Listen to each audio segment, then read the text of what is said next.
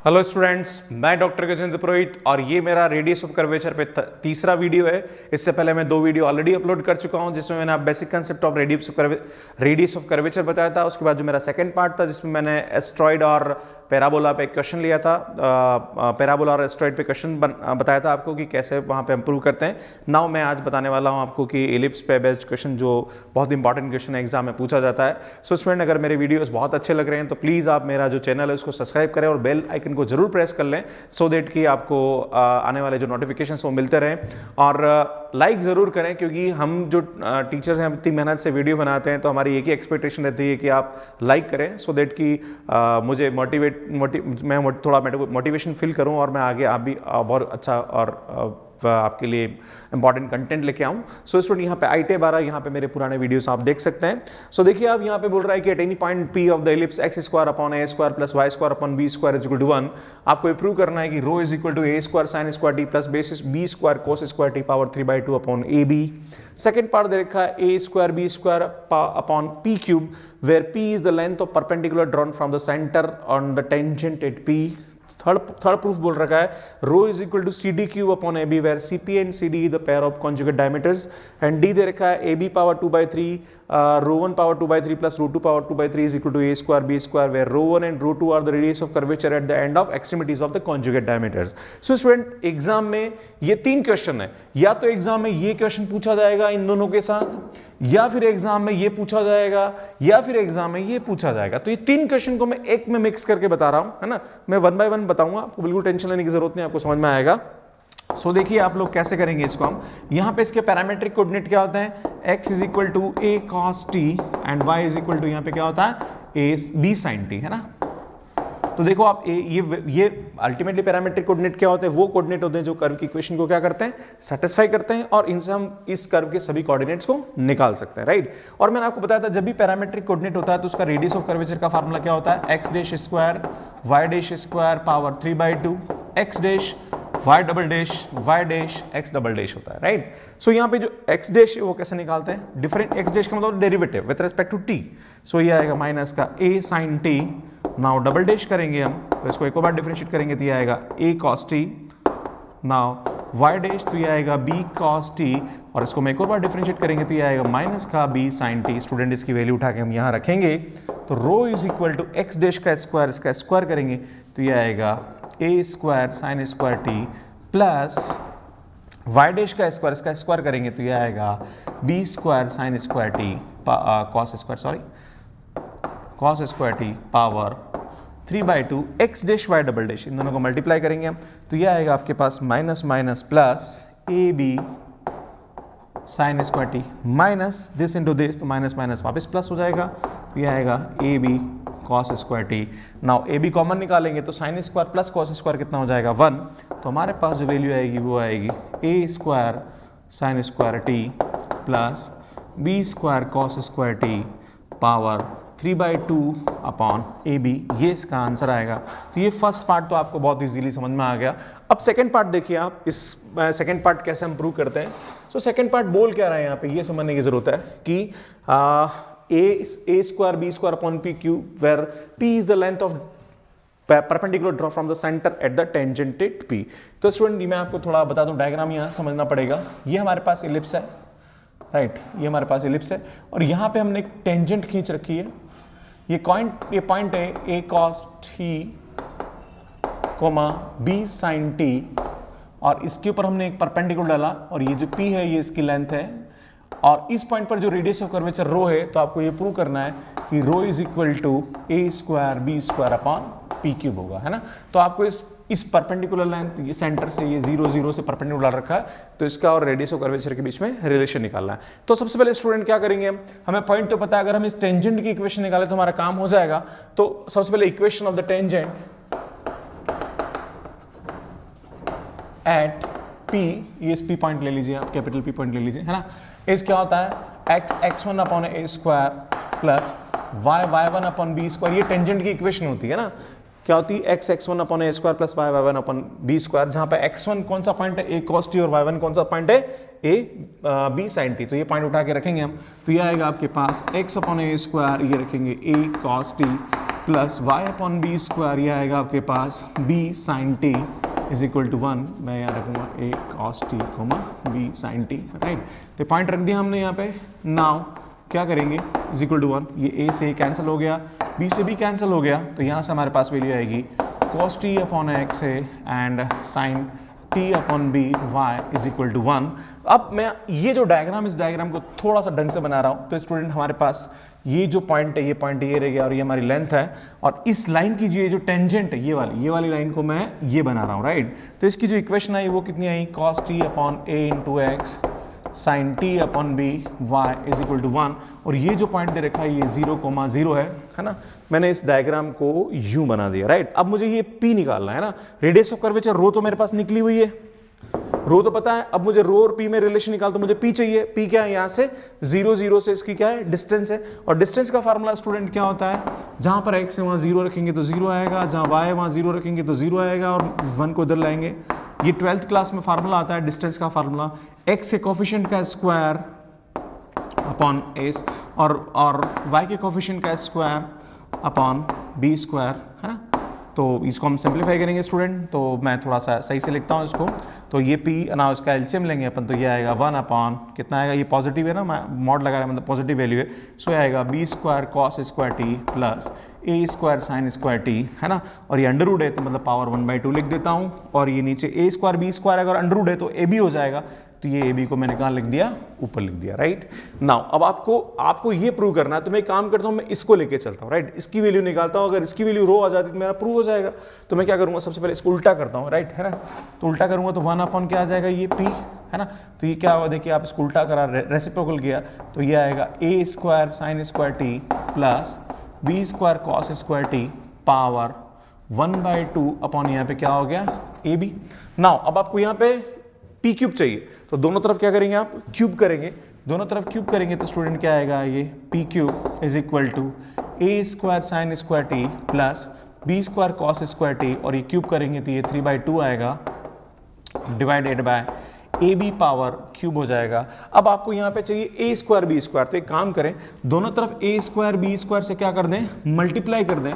तो स्टूडेंट यहाँ पे इसकी जो वैल्यू है वो क्या आनी चाहिए, रो आनी चाहिए, राइट। तो हम वही करेंगे। तो यहाँ से क्या होगा, देखिए आप लोग, a square b square upon p cube, और स्टूडेंट यहाँ पे ए क्यूब बी क्यूब आएगा, और ये स्क्वायर बी स्क्वायर, तो नीचे क्या बच जाएगा ए, तो ये आएगा a square sine square t plus b square cos square t power 3/2, नीचे ए बी बचेगा, और हम जानते हैं स्टूडेंट ये किसके बराबर होता है, रो के बराबर होता है।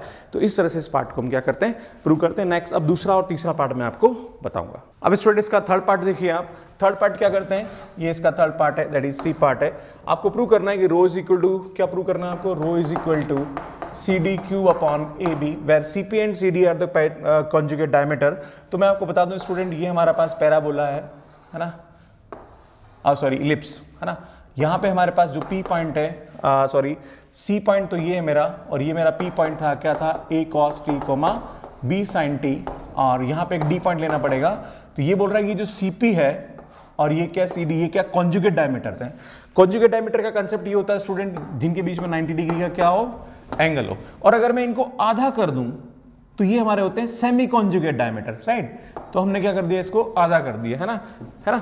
नाउ अब देखो ये a cos t और b sin t, अब स्टूडेंट 90 डिग्री पे ये a cos t b sin t, तो 90 डिग्री पे cos क्या हो जाता है, अगर मैं 90 प्लस थीटा t करूंगा तो ये आ जाएगा माइनस का a sin t हो जाएगा, और इधर आएगा ये आपके पास 90 पे b cos t हो जाएगा, ठीक है। 90 पे क्या करेंगे, अरे यहाँ t की जगह 90 प्लस टी कर दिया भैया, तो माइनस का sin t हो जाएगा, और 90 प्लस टी किया तो ये cos t हो जाएगा, राइट। तो ये d कोऑर्डिनेट आ गया। अब आपको क्या करना है, आपको प्रूव करना है CD, है ना। तो CD, ये C पॉइंट क्या है स्टूडेंट, 0,0 है, तो CD निकालेंगे अपन। तो 0 0 से इसकी डिस्टेंस, तो स्टूडेंट क्या होता है डिस्टेंस का फार्मूला, x1 माइनस x2 का whole square plus y1 minus y2 का होल स्क्वायर। तो स्टूडेंट क्या होगा, x1 क्या 0, और माइनस करेंगे तो 0 माइनस इसका करेंगे तो ये a square sine square t आ जाएगा, और 0 माइनस इसका होल स्क्वायर करेंगे तो 0 तो मतलब ही नहीं है, तो ये आ जाएगा b square cos square t. Now अब आपको ये प्रूव करना है, लाइक ये प्रूव करना है, तो अपन ये लेके चलेंगे और इसको मतलब इसकी वैल्यू लेके आएंगे, और अगर इसकी वैल्यू रो आ जाती तो प्रूव हो जाएगा, राइट। तो हम क्या करेंगे, सबसे पहले c d is equal to, दोनों तरफ क्या करता हूं मैं, क्यूब करता हूं। क्यूब करूंगा तो स्टूडेंट ये देखो a square sine square t plus b square cos square t की पावर कितनी 1/2 है ना, और दोनों तरफ क्यूब किया तो कितना आ गया 3/2। नाउ अब क्या करेंगे, दोनों तरफ ए बी से डिवाइड करेंगे, क्या करेंगे, ए बी से डिवाइड करेंगे। तो मैंने इसको ए बी से डिवाइड किया, तो जैसे ए बी से डिवाइड किया तो b square cos square t power 3/2 divided by a b, और स्टूडेंट ये हमारा पास क्या होता है, रो होता है ना, आपको पता है ना, ये हमारा क्या होता है, रो होता है। तो इससे हमारा सीधा सीधा ये प्रूव हो जाएगा, राइट। सो अब इसका थर्ड मैं आपको लास्ट पार्ट बताता हूँ कि लास्ट पार्ट को कैसे हम प्रूव करते हैं। सो स्टूडेंट्स इसका लास्ट पोर्शन देखिए आप, लास्ट पोर्शन में क्या है यहाँ पे, a b power 2/3 rho 1 power 2/3 plus rho 2 power 2/3 is equal to आपको a square b square prove करना है, जहां पर रो 1 और रो 2 दो रेडियस ऑफ कर्वेचर कहाँ पे, end of the extremities of the conjugate diameter. मतलब ये हुआ मेरे भाई कि ये कॉन्जुगेट डायमीटर का एंड पॉइंट है, इस पॉइंट पर रेडियस ऑफ कर्वेचर रो 1 है, इस पॉइंट पर रेडियस ऑफ कर्वेचर रो 2 है, तो आपको ये प्रूव करना है। तो ये मैं बता दूं बहुत सिंपल सा क्वेश्चन है। देखिए आप क्या करेंगे, सबसे पहले radius of curvature at P point है ना, मतलब कौन सा पॉइंट है, a cos t comma b sine t, और स्टूडेंट मैं आपको बता दूं जो हमने रेडियस ऑफ कर्वेचर निकाल दी a cos t b sine t, तो ये पी पॉइंट ही था, और इस पे इसकी रेडियस ऑफ कर्वेचर कितनी है, ये आई, तो ये हमारा क्या हुआ, रो 1 हुआ, है ना। सो रो 1 हमारे पास क्या होगा, रो 1 इज इक्वल टू आएगा आपके पास a square sine square t plus b square cos square t power 3/2 upon a b. Now अब क्या करेंगे, हम वापस हम निकालेंगे radius of curvature at D point, है ना। तो डी पॉइंट पर रेडियस ऑफ कर्वेचर कितनी आएगी, a minus sine t comma b cos t. तो स्टूडेंट यहाँ पे फर्क क्या पड़ रहा है, जहां पर कॉस है वहां पे क्या आ रहा है, साइन आ रहा है, और साइन की जगह क्या आ रहा है, कॉस, और कॉस की जगह माइनस का साइन आ रहा है।